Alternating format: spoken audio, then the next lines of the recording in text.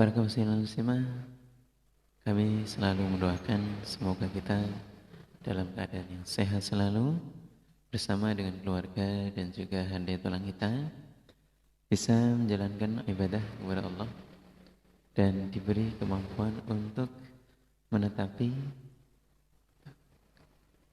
keimanan kepada Allah dan juga menjalankan ibadah, diberikan kemampuan untuk mengerjakan semua perintah-perintahnya Allah dengan baik dan juga diberikan keberkahan serta kemanfaatan selama menjalani amanah hidup di dunia.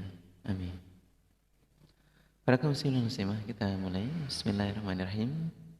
Atau bahwa sesuai dengan firman dan juga perintah dari Allah Subhanahu wa taala di dalam surah An-Nisa ayat 86, bahwa kita sebagai umat muslim dan muslimah tentunya adalah pribadi yang punya penghormatan terhadap yang lain, tetap punya kalimat sapaan terhadap kaum muslimin dan muslimah yang lain. Maka sapaan kita terhadap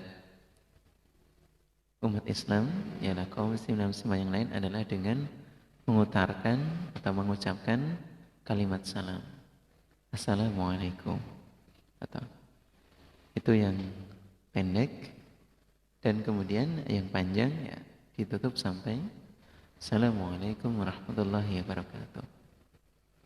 Kaum muslimin dan muslimah yang kami hormati, atau bahwa melalui riwayat Bukhari kalimat salam ini adalah sesuatu yang menjadi hal yang telah dicontohkan oleh makhluk Allah yang pertama kali ialah Mbah Adam, Adam alaihissalam, Nabi Adam. Di mana melalui riwayat Abu Hurairah Nabi mengisahkan pertama kali ketika Nabi Adam diciptakan oleh Allah, tentunya Nabi Adam memiliki ketinggian 60 hasta.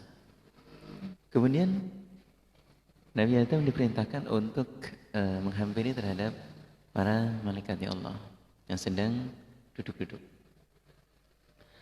dan bahwa para malaikat itu akan mengucapkan sesuatu yang ucapannya ini menjadi sapaan dan juga penghormatan Nabi Adam dan keturunannya sampai seterusnya atau dirinya. Lalu setelah sampai di sana, Nabi Adam diperintahkan untuk mendengarkan apa yang diucapkan oleh para malaikat.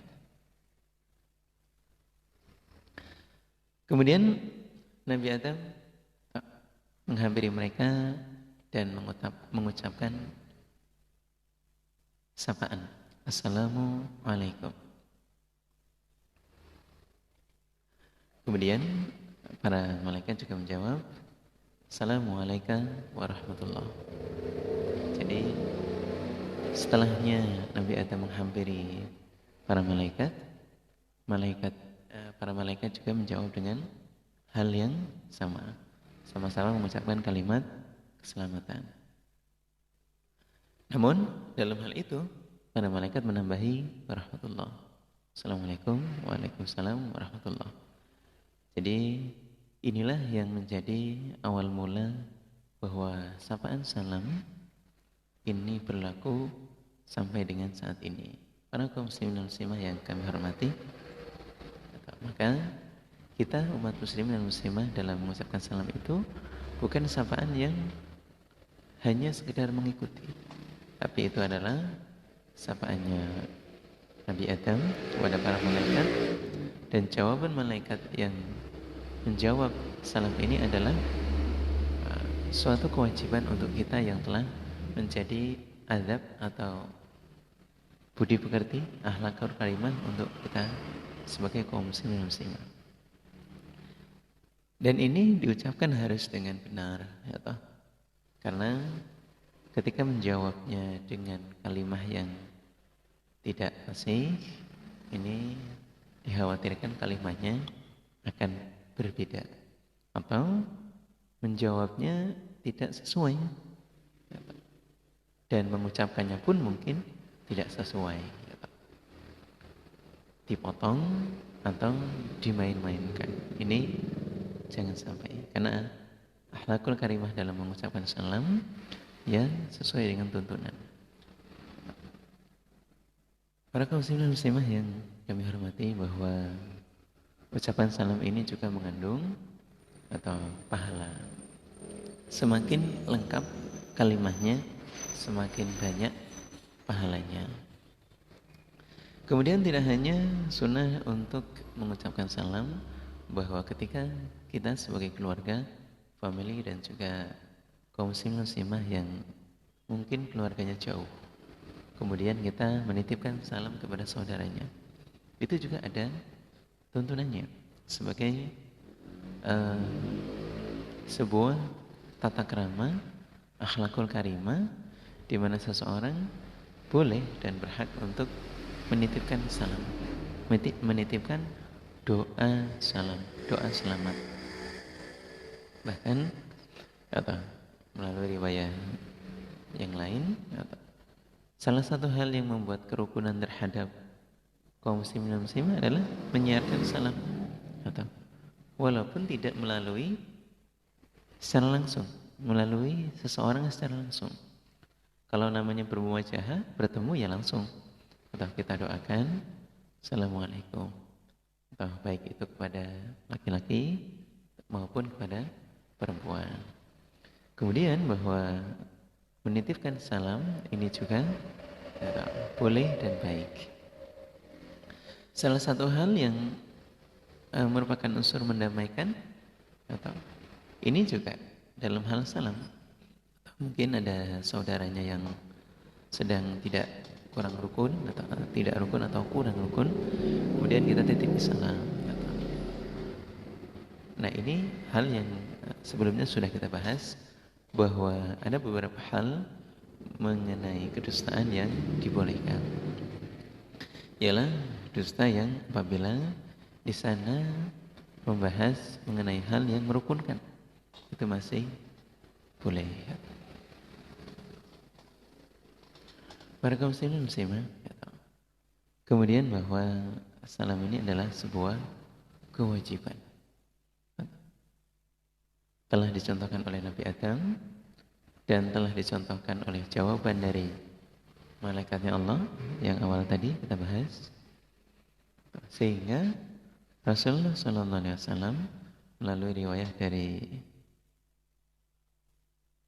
hadis Muslim, nah ini memberikan sebuah nasihat yang kuat untuk kita sebagai umat muslim dan muslimah. Melalui riwayat Abu Hurairah, beliau mensampaikan 6 pesan untuk umat Islam, bahwa ada sebuah hak atau menjadi sebuah keharusan, menjadi sebuah kewajiban atau haknya umat muslim, di mana hak ini harus dilaksanakan. Yang pertama adalah ketika bertemu dengan sesamanya, maka kewajibannya untuk mengucapkan salam. Tuntunannya ya dengan mengucapkan dan menjawab. Kalau bisa sampai dengan panjang. Assalamualaikum warahmatullahi wabarakatuh. Assalamualaikum warahmatullahi wabarakatuh. Dan ketika mengutarakan jawaban, maka harus yang lebih baik. Atau dengan yang pendek, Assalamualaikum, waalaikumsalam. Sudah mewakili. Kemudian yang kedua adalah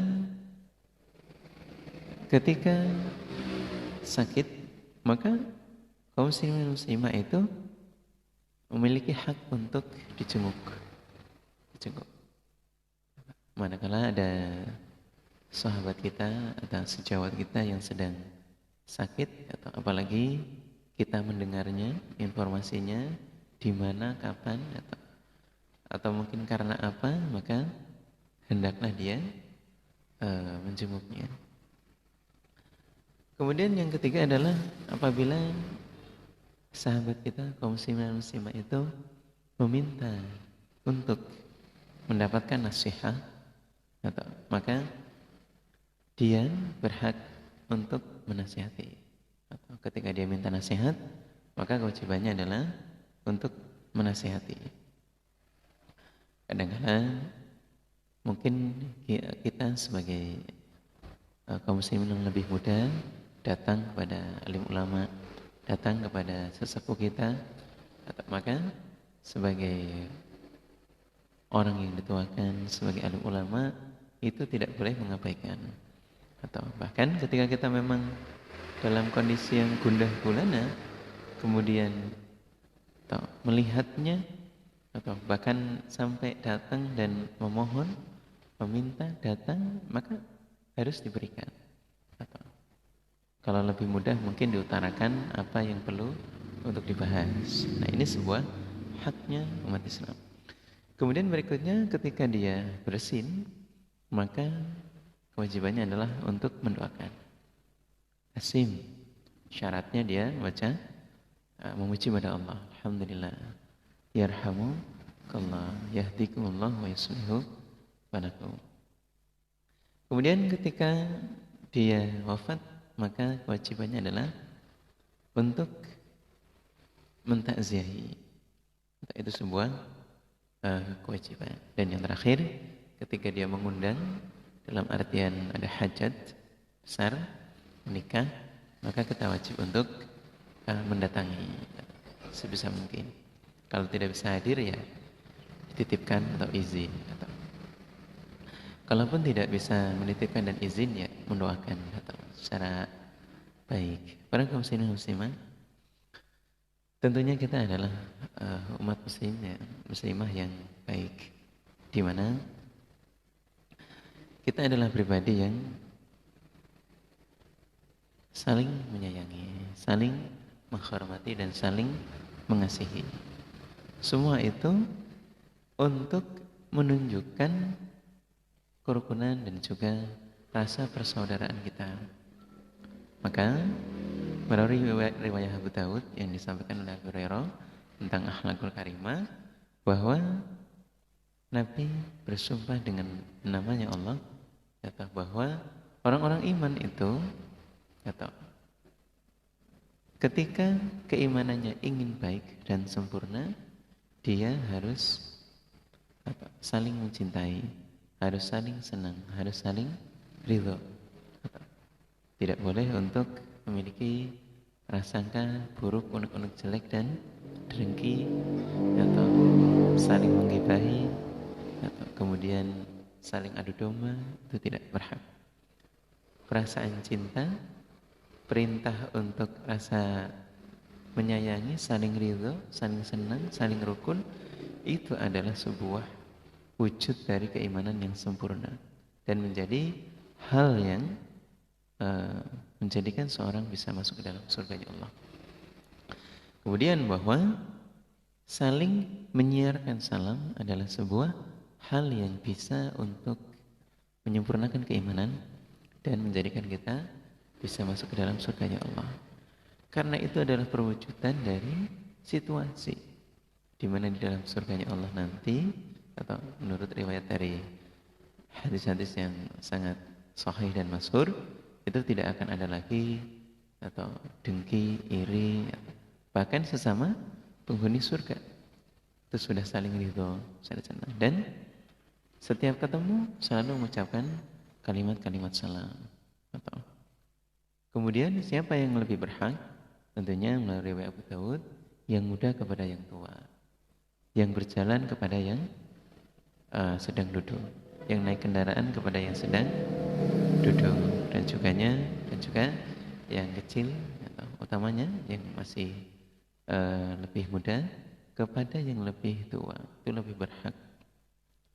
Namun sebagai unsur pembinaan atau mencontohi, maka orang-orang yang tua atau tidak keliru apabila dia mendahului mengucapkan salam. Melalui riwayat Abu Dawud bahwa Rasulullah SAW sendiri atau mengucapkan salam terhadap anak-anak, karena memang atau sebagai figur, sebagai contoh yang baik. Para kaum muslimin dan muslimat yang kami hormati,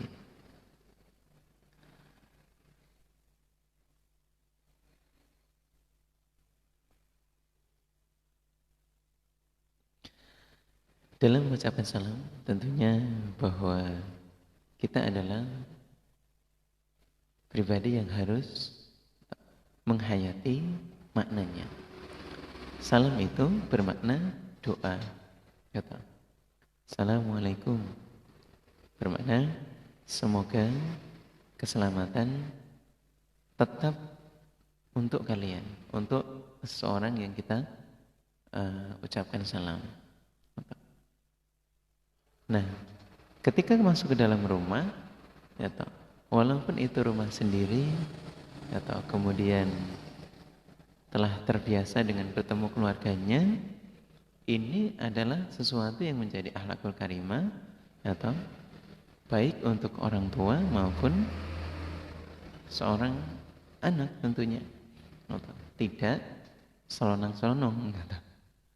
Nah, karena ketika salam ini diucapkan atau secara sering dan juga baik, itu akan memberikan barokah dan juga manfaat untuk kita. Tentunya kita ingin dan selalu mengharapkan sebuah keselamatan. Hal-hal yang menjadikan rumah kita tidak mendapatkan rahmat dan manfaat itu juga ada. Namun melalui kalimat salam yang selalu kita utarakan, selalu kita ucapkan, itu sangat manfaat untuk penghuni rumah, ashabul bait. Seorang anak masuk mengucapkan salam, seorang ayah masuk mengucapkan salam, seorang kakek mengucapkan salam, seorang nenek masuk mengucapkan salam. Semuanya mendoakan kebaikan untuk ashabul bait. Semuanya mendoakan kerahmatan. Bahkan malaikat pun juga tentunya ketika masuk atau membawa rahmat atau dicontohkan oleh malaikat Jibril atau datang pada rumahnya Nabi Muhammad, beliau juga demikian. Namun dalam hal ini ada hal-hal yang membuat para malaikat, tentunya makhluknya Allah yang tidak terlihat, itu tidak mau memasuki rumah kita apabila memiliki hal-hal yang tidak sesuai dengan sunnah, tidak sesuai dengan sunnah-sunnah atau perilaku-perilaku Nabi yang dimakruhi atau dibenci. Salah satunya adalah apabila di dalam rumah kita itu ada hewan najis, seperti halnya anjing atau dog.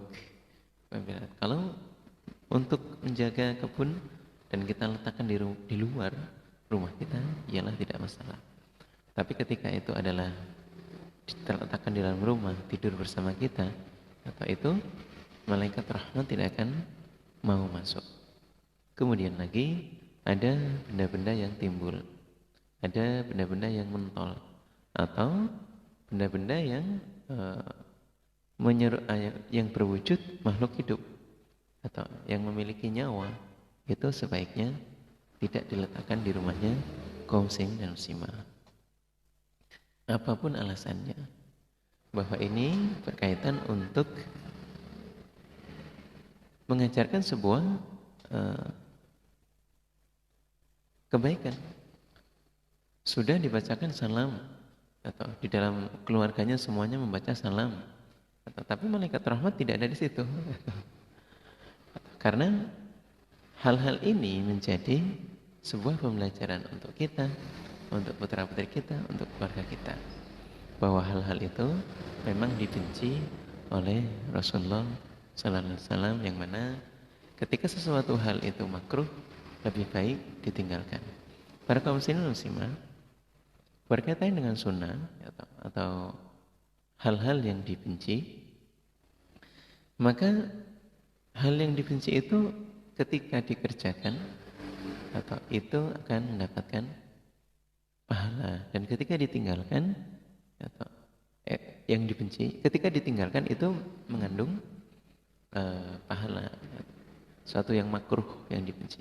Maaf, kamilanan kalimatnya keliru tadi. Makruh itu ketika ditinggalkan justru bernilai pahala. Kalau dikerjakan akan mendapatkan keburukan atau tentunya juga dosa, karena tidak taat kepada Rasulullah. Suatu contoh ya tadi, mengucapkan salam atau di mana kita disunahkan atau masuk ke dalam rumah atau kemudian kepada keluarganya. Nah, berkaitan dengan rumah atau di dalam rumah ada hal-hal yang dibenci seperti gambar-gambar mentol atau patung-patung yang berwujud makhluk, itu ya ditinggalkan karena itu dibenci. Ini apabila bisa mengerjakan bernilai pahala.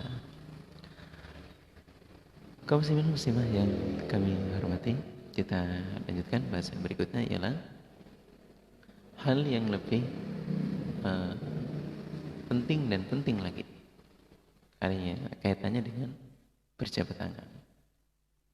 Bahwa di dalam rumah berjabat tangan itu adalah sesuatu hal yang sangat-sangat disunahkan, sangat-sangat dicontohkan oleh Rasulullah SAW.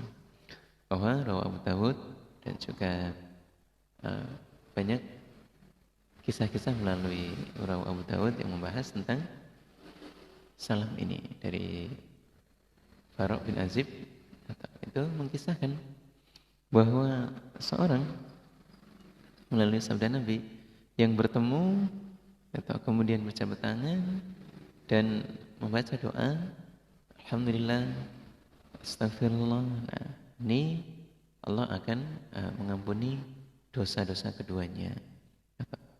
Bahkan melalui jabat tangannya dosa-dosa di antara keduanya yang kecil itu bisa rontok. Sampai dengan dia berpisah, sampai dengan dia melepas kedua tangannya. Atau tentunya kita sama-sama memiliki kesalahan, sama-sama memiliki dosa. Atau kalau kita berjabat tangan atau dosa-dosa kecil kita rontok atau mengurangi, dan hati kita akan menjadi hati yang rukun. Pada kaum muslimah bahkan atau untuk jabat tangan ini kita perlu untuk mengamati kembali beberapa hal yang sudah kita bahas di video sebelumnya, bahwa tidaklah menambahi, tidaklah membuat seseorang menjadi berkurang atau kemuliaannya apabila dia bisa rendah hati. Seorang yang meletakkan pada posisi menghormati, menghargai, itu tidaklah akan bertambah kecuali kemuliaannya. Atau seorang yang memiliki pribadi, yang memiliki karakter rendah hati, itu tidak akan menjadi hina, justru akan menjadi mulia. Kita yang menjadi seorang yang lebih muda atau mencium tangan kepada yang lebih dewasa, yang lebih tua, kita menghargai dan menghormati kepada tetangga kita yang lebih tua, kakaknya orang lain yang lebih tua, atau paman kita. Itu tidak menjadi hinaan, tidak menjadi sosok yang dijatuhkan, tidak, justru akan menunjukkan bahwa kita sosok yang mengerti, yang paham ilmu atau yang mulia. Tidak dipandang sebagai sosok yang takabur, sombong, ujub dengan segala hal yang kita miliki. Atau itu tidak akan demikian. Karena rendah hati ini atau contoh dalam hal bersalaman ini meletakkan posisi, mengerjakan sunnah, dan juga memposisikan diri rendah hati, tidak takabur. Para kaum muslimah, tentunya dalam berjabat tangan ada sunnah untuk mencium, dan yang dicium adalah tangan dari yang kita hadapi, bukan tangan kita sendiri. Maka itu adalah hal yang sangat luar biasa dan ada sunnahnya. Ketika kita mencium, maka didoai dengan mengucapkan alhamdulillah, astagfirullah, segala puji bagi Allah, dan kami minta ampunan kepada Allah. Jadi berjabat tangan itu sama-sama berdoa untuk meminta ampunan kepada Allah. Dan dalam hal ini Allah akan memberikan ampunan, akan memberikan pahala mengampuni dosa-dosanya. Jadi sangat menjadi pribadi yang mulia, rendah hati dan tidak sombong. Para kaum muslimin dan muslimat, kita tinggalkan bahasan tentang berjabat tangan dan kita berpindah pada bahasan yang lain atau di video berikutnya. Untuk bahasan kali ini kami cukup sampai di sini. Khairul qali. Wassalamualaikum warahmatullahi wabarakatuh.